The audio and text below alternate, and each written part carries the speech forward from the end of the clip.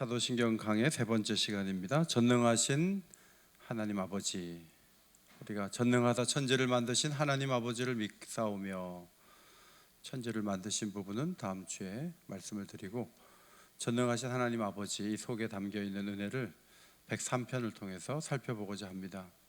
전능하시다 그러면 무엇이든지 할 수 있는 분이시다, 그런 의미만을 생각하지만 그 의미 속에는 온 세계를 통치하시는 하나님의 자비로운 통치와 사랑이 담겨 있는 것으로 우리가 이해할 필요가 있습니다. 전능하신 하나님, 크게 네 가지의 전제를 가지고 오늘 말씀을 드립니다. 첫째로는 우리와 하나님 사이에는 넘어설 수 없는 간격이 있죠. 우리는 서로 간에 넘어설 수 없는 간격이 있으면 좀 부담이 되죠. 상대방은 너무 아는 게 많고, 상대방은 너무 많이 가져 있고, 상대적으로 내가 그렇지 않으면 괜히 내가 초라해지는 거예요. 그런데 하나님은 전능자로서 높은 곳에 계세요.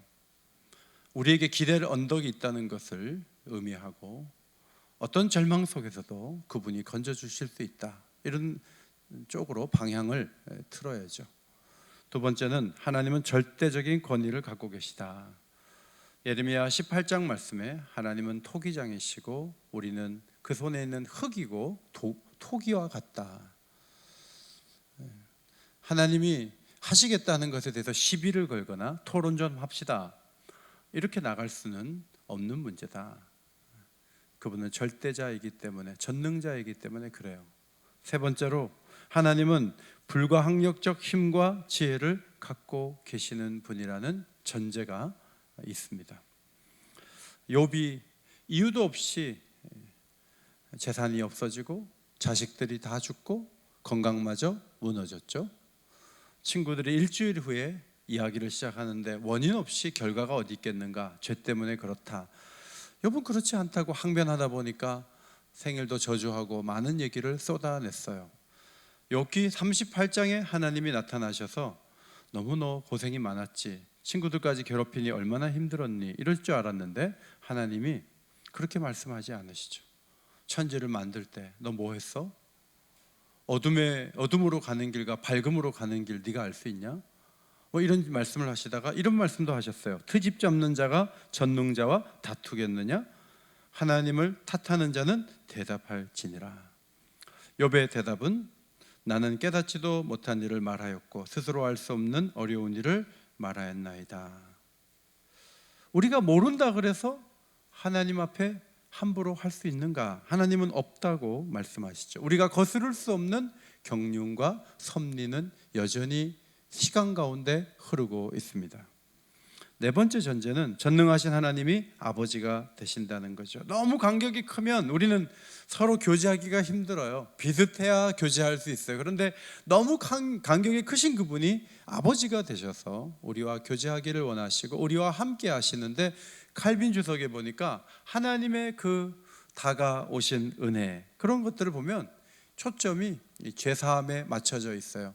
대표적인 하나님의 그 사랑의, 아버지의 하나님의 그 사랑은 그분을 경외하는 자들을 능히 구원해 주시는 거죠. 죄와 사망으로 인해 신음하는 우리는 어쩔 수 없지만 그분의 능력과 지혜로 건져주신 것, 그 속에서 전능하심을 봅니다.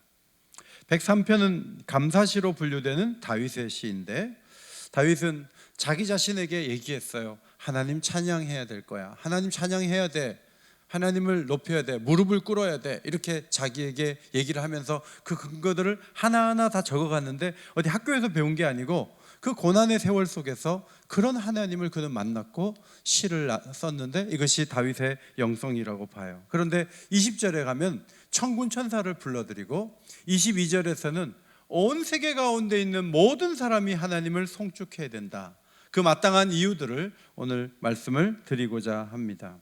먼저 3절부터 7절까지 전능하신 하나님이 하시는 일 8가지를 먼저 말씀을 드리겠습니다. 첫째로는 모든 죄를 사하시며 모든 병을 고치시는 분.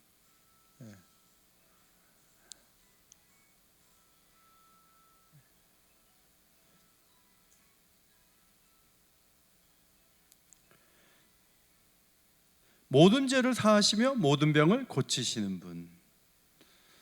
어떤 죄는 용서가 안 되죠. 유대인들은 간음하다가 잡혀온 여자를 용서하지 않을 기세로 예수님 앞에 데리고 왔죠. 세리 같은 사람은 도저히 용서가 안 되는 사람입니다. 그런데 예수님은 마태복음을 기록해 하시고 간음했던 여인에게도 그렇게 하지 말라고 기회를 주셨습니다. 주님은 모든 병을 고치셨습니다. 중풍병자와 베데스다 연못가에 있던 38년 된 병자를 고치시고 죽은 자를 살리셨습니다. 모든 병자를 고치실 수가 있어요. 장애까지도 주님은 해결을 해 주셨죠. 마태복음 9장에 보면은 죄 용서가 먼저인가 병고침이 우선인가 했을 때 내 죄 사함을 받았느니라 침상째 데리고 온 그 중풍병자에게 말씀하시고 6절에 일어나 내 침상을 가지고 집으로 가라. 먼저 죄 사함이 우선적이다 하는 것을 가르쳐 주셨습니다. 4절에서 파멸에서 생명을 속량하시는 분. 파멸은 구덩이를 말하는 히브리어인데 음부라고도 번역하고 무덤이라고도 번역을 합니다. 그곳에서 속량하셨다, 건져내셨다. 가알이라는 히브리어 말은 기업을 물은다, 친족이 되셔서 하나님께서 그 죽음의 자리에서 건져내시는 일을 애정을 가지고 하신다, 그런 의미를 전해줍니다. 4절 하반절에 인자와 긍휼로 관을 씌우신다. 구덩이에서 벗어나게 할 뿐만 아니라 기업을 찾아주시고 인자와 긍휼로 관을 씌워주세요.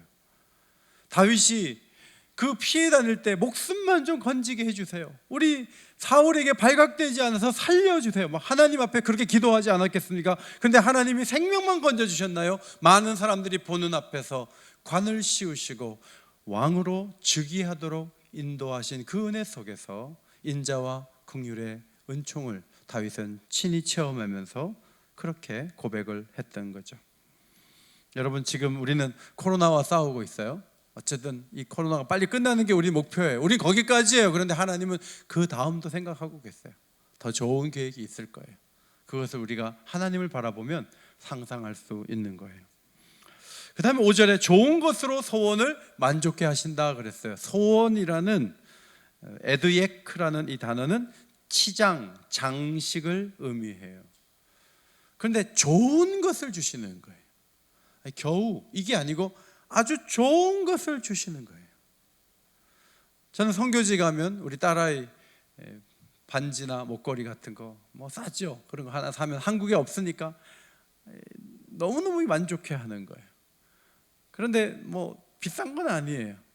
그래도 아이의 얼굴에 만족이 흐르는 모습을 보는 게 아버지의 기쁨인데, 하나님이 우리에게 좋은 것으로 주셔서 그것을 장식하면서 기뻐하는 모습, 그것을 보고 싶어 하시고 능히 해주실 수 있는 분이시다.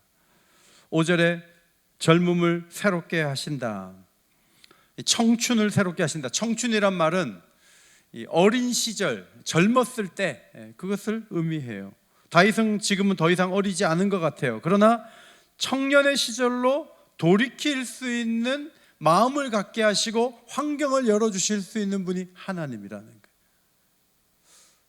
저도 세월이 흐르면서 이 노화되는 어떤 이 과정이 참 복잡하고 인생을 누르는구나, 그런 것을 조금씩 이제 배워가거든요. 그래서 젊었을 때가 참 좋다.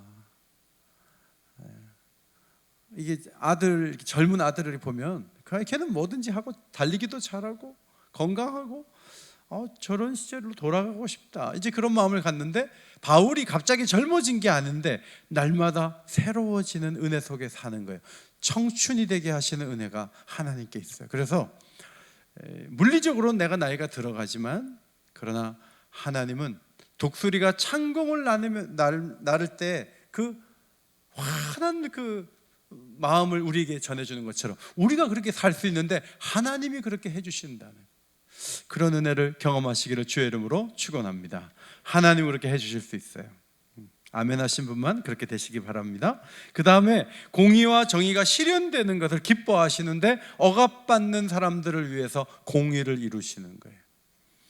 세상의 공의를 제가 가만히 보니까 권력 있는 자가 자기를 더 탄탄하게 만들려고 공의를 세우더라고요.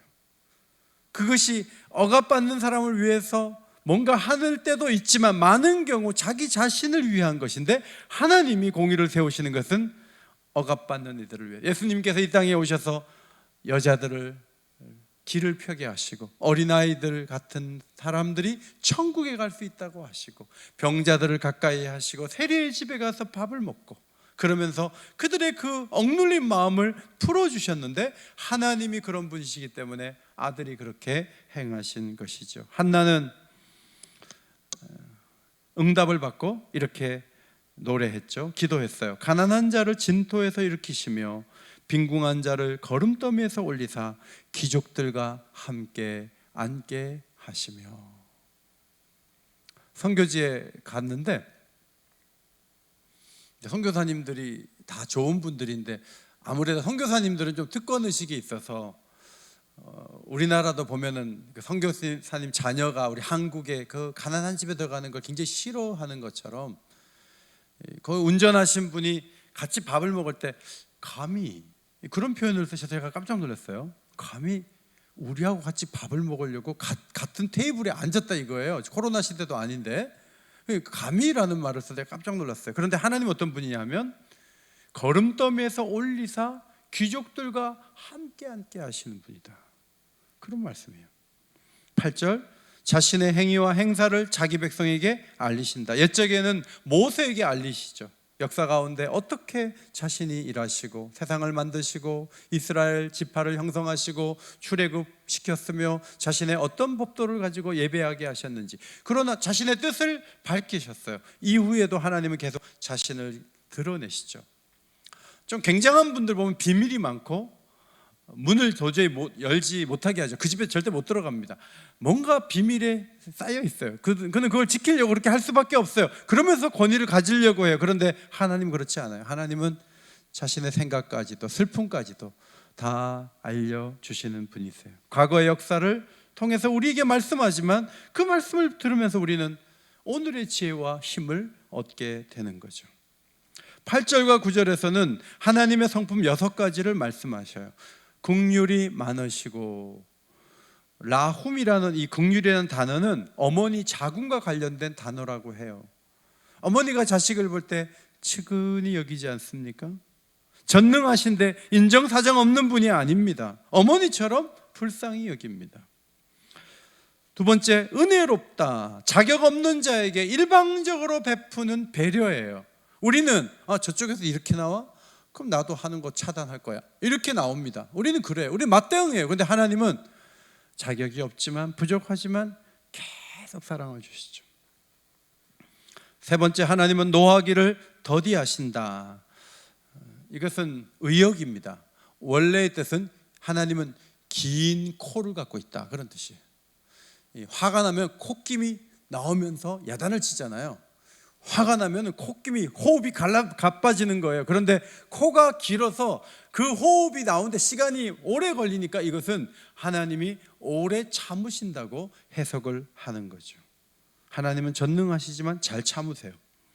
네 번째, 하나님은 인자하심이 풍부하시다. 인자하심은 언약과 관계가 있어요. 그래서 약속을 잘 지키시고 범죄와 잘못이 있지만 용납하시면서 그의 사랑을 한없이 주시는 분이시다. 다섯 번째, 자주 경책하지 아니하시며. 제가 우리 돌아가신 김영철 목사님 생각할 때마다 고마운 건 뭐냐면 야단을 잘 안 치셨어요. 그래서 제가 실수하는 거 있어도 많이 참고 잘 안 부르셨어요. 이게 힘든 거거든요. 제가 담임 목회 해보니까 해줄 얘기가 너무 많아요. 너무너무 많아요. 그러다 보면 자꾸 불러다가 야단을 쳐요. 그런데 하나님은 모든 것을 알고 계신데 가만히 계실 때가 많아요. 그분이 화가 나서 우리를 책망하신다 할지라도 그것을 우리가 달게 받을 수 있는 것은 그분이 계속 책망하지는 않으시기 때문에 회개하면 책망을 멈추세요. 여섯 번째, 노를 영원히 품지 아니하신다. 용서받은 죄에 대해서 다시 거론하지 않으십니다. 우리는 회개할 때 하나님 또 범죄했어요. 그러니까 하나님께서 또라니 난 잊어버렸는데 네가 전에 죄를 저질렀냐? 하나님이 기억에서 완전히 지우시는 거예요. 10절부터는 우리라는 표현을 쓰죠. 공동체에 내리는 전능하신 하나님의 은혜를 5가지로 말씀드립니다. 첫째로 우리 죄를 따라 처벌하지 않으시고 죄가를 멀리 옮기신다 하셨습니다. 심판의 목적은 파괴에 있지 않고 회복에 있어요. 주의 자비가 형벌보다 늘 위에 있는 거예요. 죄를 짓는 대로 하자면 우리 중에 교회에 나올 수 있는 사람이 누가 있을까요? 아무도 없어요. 눈은 눈으로, 이는 이로 그렇게 하라고 말씀하신 이유는 우리는 누가 내 이를 다치게 하면 코까지 깨놔요. 이도 망가뜨리고 코까지 깨놓는다고요. 보복은 보복을 점점 크게 낳죠. 그래서 하나님이 제한을 시켜주신 거예요. 그런데 하나님 자신은 이는 이로, 눈은 눈으로 하지 않으세요. 하나님 늘 가볍게 우리를 대하세요. 자비로운 마음으로 만나주세요. 두 번째, 경외하는 자를 인자하게 대하시는데 그 인자하신 분량이 하늘이 땅에서 높음같이. 여러분, 하늘이 몇 킬로 위로 올라가면 하늘이 끝나나요? 계속 올라가도 하늘이에요. 우주에 하나님의 인자하심도 한이 없는 거예요. 바다를 볼 때 와 넓다. 오염된 세상을 보면서 미세 플라스틱이 저 남극과 북극까지 갔대요.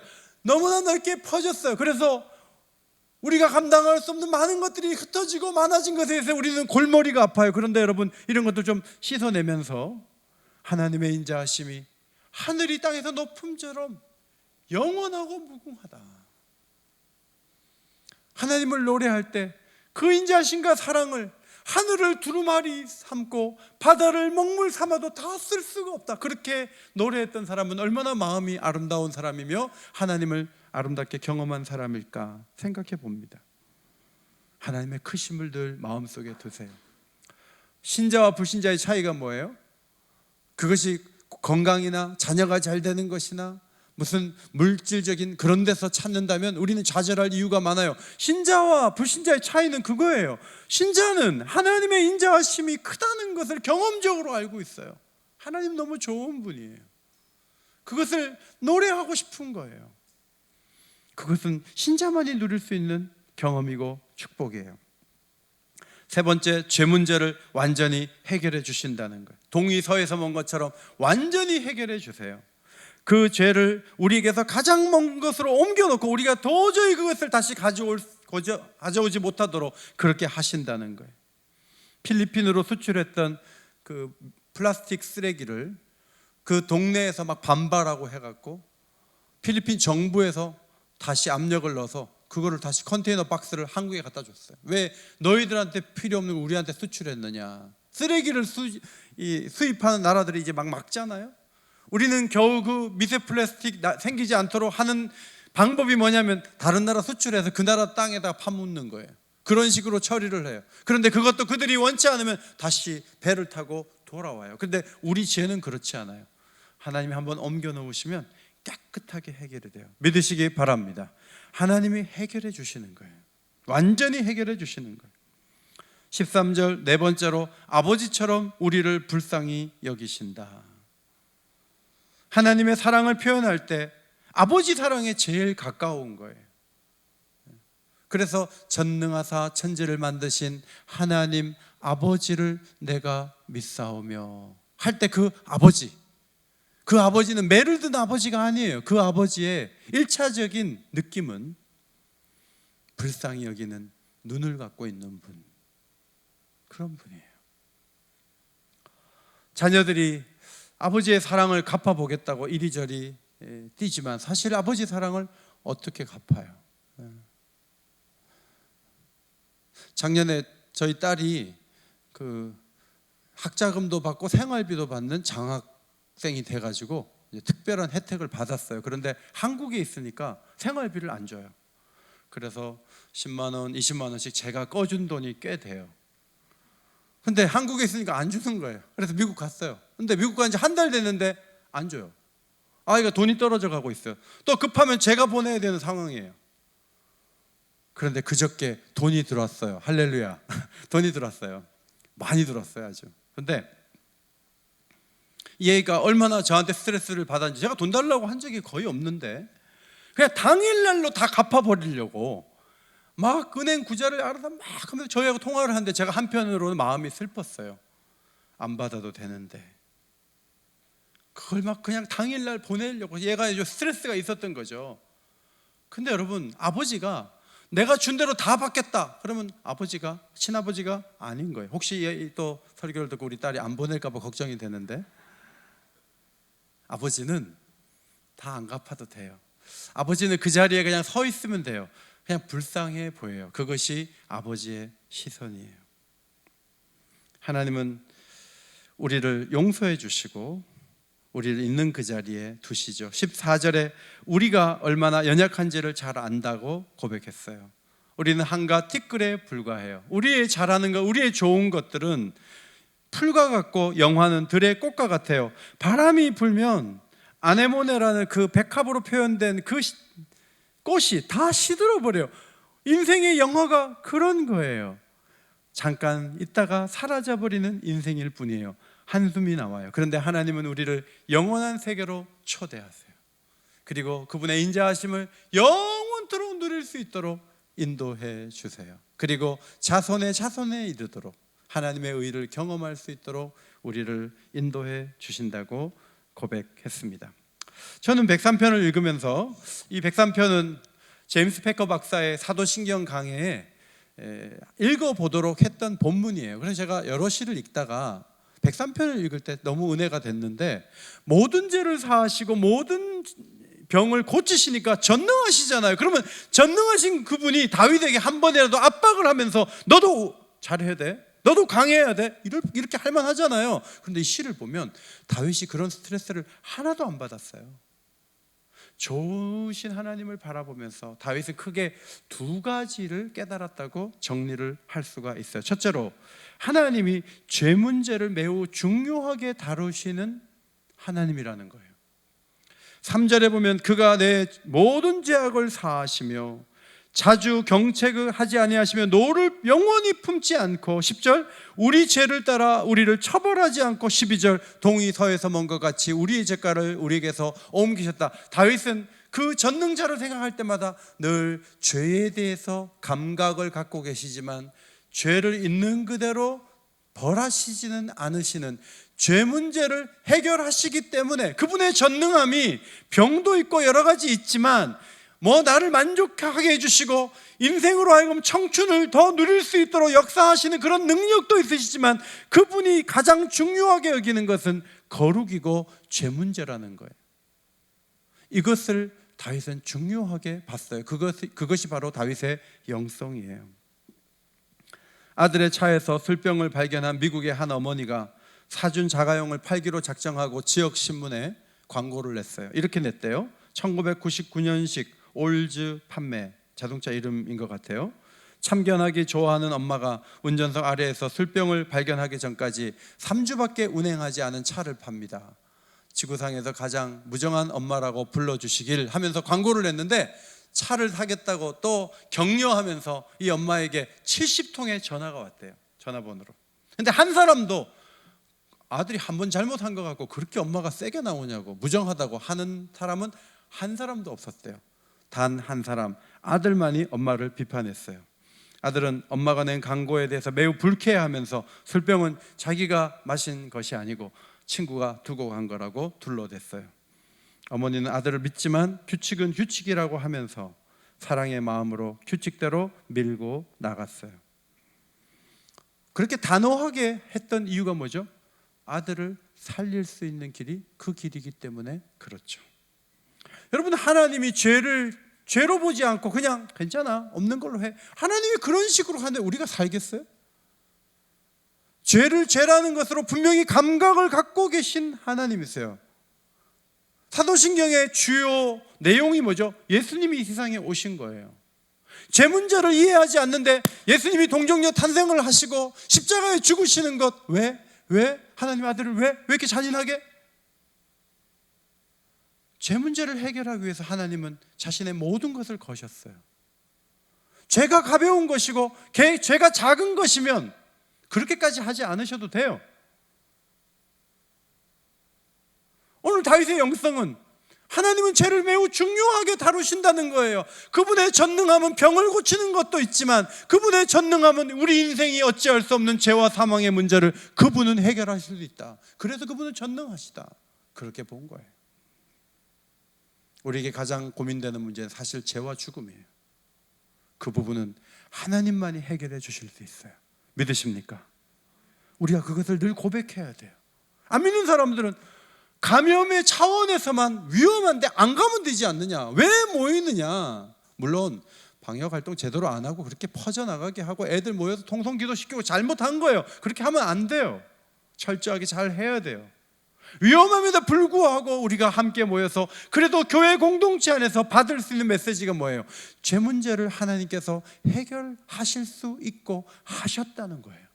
그것을 거듭 들으면서 우리에게 절망을 가져오고 슬픔을 가져오는 그 문제를 예수 그리스도의 십자가로 하나님의 방법으로 해결할 수 있다는 것, 그 전능함을 거기서 찾을 수 있다는 것, 이것이 우리가 받은 놀라운 축복이에요. 이 축복을 찬양하게 되기를 주의 이름으로 축원합니다. 두 번째로는 하나님은 아버지처럼 우리를 불쌍히 여기시면서 소망을 주시는 분이라는 거예요. 아버지 손에 맞아 죽은 자식들이 있어갖고 요즘에 자꾸 신문에 나고 방송에 마음이 아파요. 하나님은 그렇게 아버지를 만드시지 않았는데 죄성에 오염된 아버지들이 이상한 일들을 해서 자식들을 고통 가운데 두고 분노하게 만들고 그렇게 하는 일들이 세상에 많지만 가장 좋으신 아버지를 생각해야 돼요. 하나님은 병을 고치세요. 파멸에서 우리를 건지시고 생명의 길로 인도해 주세요. 인자와 공일로 관을 씌우세요. 가장 좋은 장식을 우리에게 해주시면서 만족을 주세요. 나이를 넘어설 수 있는 생기를 우리에게 불어넣으세요. 경외하는 자에게 인자를 베푸시되 하늘이 땅에서 높음 같이 한없는 인자를 베푸세요. 그분의 사랑을 한마디로 말하자면 아버지의 사랑이라고 말할 수 있어요. 우리는 티끌 같은 존재이지만 그분은 영원한 세계로 초대하시고 자식에 이르도록 그분의 의를 경험하도록 인도하시는 놀라운 분이세요. 모든 사람에게는 수치심이 있습니다. 더 잘하지 못했다 하는 속상함이 있어요. 저도 50살 넘어가지고 교회 왔으면 더 잘했을 텐데, 내가 40대라 혈기도 있었고 내가 참 부족했다, 그런 생각 참 많이 해요. 세월이 흐르면 우리의 좋았던 것마저도 풀과 같이, 들의 꽃과 같이 시드는 것을 우리는 어찌할 수가 없어요. 트럼프를 지지하고 트럼프에 환호했던 교회들, 그 교회들이 갖고 있었던 성격이 뭔가? 생산과 성취만을 중요하게 여기는 미국식 복음이라고 사람들이 정의해요. 이 관점에서는 생산성과 효율성에 방해가 되는 모든 것들은 거추장스러운 것이고 없어져야 된다라고 거부하는 거죠. 이 생산과 성취만을 중요하게 여기는 것이 복음이 될 수 없는 이유는 여기에는 관계성이 빠져 있기 때문에 그래요. 아버지의 사랑이 들어가지 못하면 그건 복음이 아니에요. 하늘에 계신 우리 아버지여라고 기도를 가르쳐 주시기 1000년 전에 다윗은 이미 아버지를 느끼고 있었어요. 그분이 나를 불쌍히 여기셨다는 거예요. 그게 그의 영성이에요. 세상의 아버지는 상처를 줄 때도 있어요. 세상의 아버지는 먼저 떠나가요. 그런데 영원하신 아버지께서 나와 함께 하시고 나를 불쌍히 보시면서 내게 필요한 것들을 공급하시는 거예요. 그 중심에 아버지가 계시는 거예요. 복음을 한마디로 말하면 뭐죠? 요한복음 3장 16절, 하나님이 세상을 이처럼 사랑하사 독생자를 주셨으니, 왜 주셨냐 하면 불쌍해서 주신 거예요. 우리가 불쌍한 거예요. 그분은 불쌍한 걸 느끼실 수 있는 분이에요. 우리를 돕기를 원하세요. 자신의 전부를 걸었어요. 그래서 아들을 세상에 보내주신 거예요. 전능하신데 티끌 같은 우리를 존중하세요. 그리고 관심과 애정을 쏟으세요. 세상에 그런 사람이 있다면 아버지밖에 없는 거죠. 하나님이 세상을 사랑하시는 이야기는 공식이나 이론이 아니죠. 하나님은 아브라함을 만나시면서 자기를 계시하시고, 이삭을 만나시면서 자신을 계시하시고, 야곱을 만나시면서 자신을 계시하셨어요. 이것은 그냥 이론으로 소설로 쓴 얘기하고는 다른 거예요. 역사 가운데 직접 오셔서 말씀하셨고, 역사 가운데 아들이 직접 와서 희생됨으로 우리를 살리셨어요. 이것이 하나님의 사랑이에요. 차이를 뛰어넘는 그리스도인이라는 책에 보니까 의사 워런 킹혼이라는 사람이 글을 썼어요. 킹혼의 할아버지는 동네 역사와 교회 역사를 꼼꼼하게 기록을 하면서 틈만 나면 얘기를 해주는 거죠. 그러면서 할아버지가 뭐라 그러냐면, 장소와 사람은 관련된 이야기를 알아야만 제대로 파악하고 사랑할 수 있다. 여러분, 부부가 진정한 사랑의 관계가 된 이유가 뭐예요? 7살 때도 알고 있고요, 12살 때도 알고 있고요, 결혼하기 전에도 어떤 상태인지 얘기를 하다 보면 지금도 새로운 얘기를 들어요. 그러면서 계속 알아가면서 그를 사랑하는 거예요. 하나님과의 관계도 마찬가지예요. 하나님이 역사 가운데 어떻게 나타나셔서 지금까지 우리를, 이 인생들을 대하시고, 우리가 어릴 때부터 지금까지 하나님이 어떤 사랑으로 8가지, 6가지, 5가지를 말씀드렸어요. 한쪽에 그걸 써놓고 내 인생에 다윗은 그렇게 썼다면 내 인생에 그랬던 경험들이 뭐가 있는지 한번 정리를 해보는 날을 가져보세요. 그리고 하나님이 정말 다윗이 만난 하나님, 나의 하나님이라고 한번 고백해 보세요. 그러면 아버지가 진하게 내 마음속에 다가올 거예요. 이 워런 킹혼이라는 이 의사가 이제 분류표에 따라서 약을 조제하지 않습니까? 그래서 의사들이 모인 어떤 협회 같은 데서 병을 딱딱 분류하면 거기 맞춰가지고 어떤 약을 처방하고, 그걸 기계적으로 사실 하는 거죠. 근데 문제는 의사들이 환자에게 따뜻한 말을 하면서 관계 맺기를 안 하면서 약만 지어주는 자동 판매기 같다는 거예요. 자신이 연약한 가운데 오는 사람들에게 좀 마음을 열고 어떤 관계 속에서 그들을 사랑하면서 약을 지어주고 말을 할 때 그 사람이 더 빨리 일어나는 것을 보게 됐다는 거예요. 여러분, 병원에 가면 저도 1년에 몇 번 이제 정기 검진 가서 봤는데, 제가 주치의는 1년 한 반 정도 안 보이셨어요. 안식년 가셨어요. 1년 돼도 안 오시더라고요. 1년 반 만에 나타나셨어요. 지난번에 만나서 반가웠어요. 제 뒤에 3명 있고 이제 하루의 진료가 다 마무리되는 거예요. 일상적으로 얘기를 딱 하고 끝내시더라고요. 한 2분도 안 걸려서 그 진료가 끝났어요. 그래서 제가 그랬죠. 선생님, 너무 반갑습니다. 어디 갔다 오셨어요? 어디 계셨어요? 그랬더니 보스턴에 있었어요. 근데 선생님 얼굴이 너무 좋아하셨어요. 저도 안식년 갔다 온 적이 있는데 쉬셔야죠. 그리고 선생님 너무 반갑고 또 이렇게 진료해 주셔서 너무 감사해요. 제가 관계 묻기를 좀 시도했더니 선생님의 마음이, 선생님의 얼굴이 환하게 펴졌어요. 관계 없이 자동 판매기에서 커피 뽑아보는 식으로 그렇게 사람을 대하는 경우가 참 많아요. 하나님과의 관계도 마찬가지예요. 시간이 됐으니까 그냥 자동적으로 온라인으로 예배를 드린다? 그리고 아무런 감동이 없다. 어떻게 그럴 수 있어요? 아버지 앞에 왔는데, 전능하신 분 앞에 왔는데 어떻게 그럴 수 있어요? 그럴 수는 없어요. 그분 앞에 우리의 마음을 토로하고 그분 앞에 내 모든 것들을 아뢰고. 워런 킹혼이 그래요. 내가 뭔가 잘해서 하나님이 나를 사랑한 게 아니라 내가 여기 그냥 일단은 존재 자체를 사랑하는 것을 깨달으면서부터 내가 좀 부족해도 하나님은 나를 붙들어 주시고 나를 변화시키시고 나를 새롭게 하신다는 것을 알게 되었다. 그렇게 적었는데 굉장히 공감이 됐어요. 103편을 읽으면서 저는 다윗이 전능자 앞에서 자기가 행한 일을 하나도 거론하지 않고 죄가 있으면 용서해 주시고 병이 있으면 고쳐주시고 소원이 있으면 들어주시고 자신을 알려주시고, 한마디로 아버지가 자식을 불쌍히 여기는 것처럼 긍휼을 받은 존재일 뿐이고, 내가 한 가지 할 수 있는 일은 여호와를 송축하라. 내 영혼아, 내 속에 있는 것들아, 여호와를 송축하라. 그러다가 천사들, 천군을 불러 모아서 그들에게도 여호와를 송축하라 하고 싶어서 20절, 21절에 적고 22절에서는 온 세계에 있는 사람들이 만왕의 왕이신 그분을 송축해야 될 이유가 너무나 분명하지 않은가. 그러면서 마지막에 다시 한번 자기에게 내 영혼아 송축하라, 하나님을 송축하라. 그리고 마쳐요.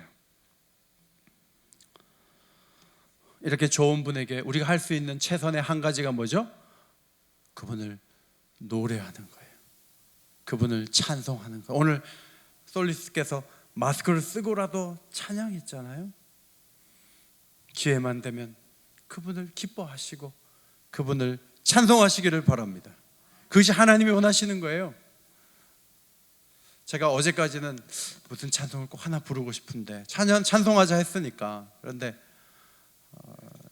잘 생각이 안 나다가 오늘 아침에 일어나자마자 이 곡이 탁 떠오르는데 가사를 모르겠어요. 그래서 제가 강정우 전사님한테 전사님 이게 무슨 곡이냐 했더니 금방 곡이 왔는데 저는 금요일 날 제가 찬양하는 강정우 전사님 보면서 은혜가 너무 많이 되는 거예요. 그래서 오늘 제가 아침에 떠올랐던 그 찬양을 좀 부탁을 드렸어요. 이쪽 올라오셔서 한번 불러주십시오. 한 칸 더 올라오세요.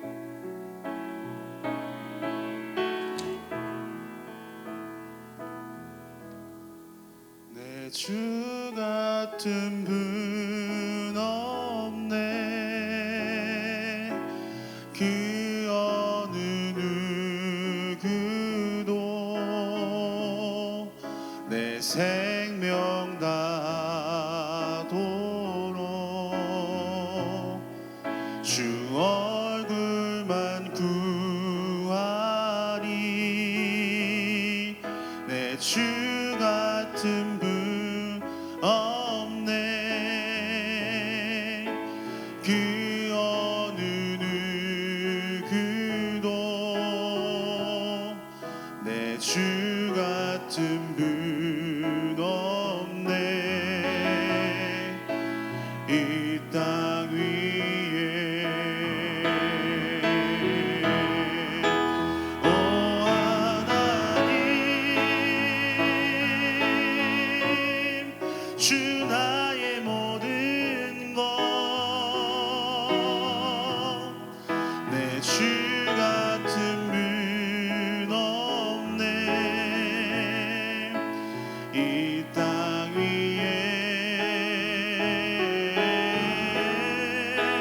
오 하나님, 주 나의 모든 것. 내 주 같은 분 없네. 이 땅 위에 오 하나님, 주 나의 모든 것. 내 주 같은 분 없네. 이 땅 위에 오 하나님, 주 나의 모든 것. 내 주 같은 분 없네. 이 땅 우리 다 함께 오 하나님 주 나의 모든 것 다섯째 줄부터 부릅니다. 오 하나님, 주 나의 모든 것. 내 주 같은 분 없네. 이 땅 위에 오 하나님, 주 나의 모든 것. 내 주 같은 분 없네. 이 땅 위에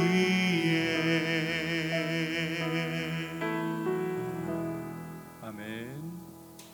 감사합니다. 좀 더 큰 소리로 치시면 더 좋겠네요. 네, 감사합니다.